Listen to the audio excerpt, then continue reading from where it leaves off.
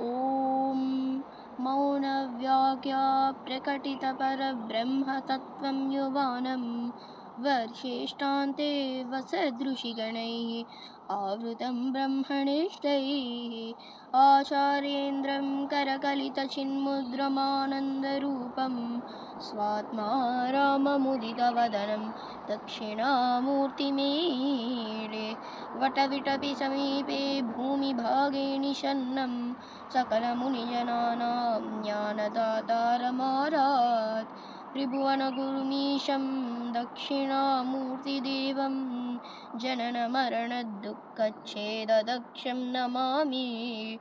चित्रं वटतरोर्मूले वृद्धा शिष्या गुरुयुवाः गुरोस्तु मौनं व्याख्यानं शिष्यास्तुच्छिन्नसंशयाः निधये सर्ववेद्यानां विषजे भवरोगिणां गुरवे सर्ववेद्यानां दक्षिणामूर्तये नमः।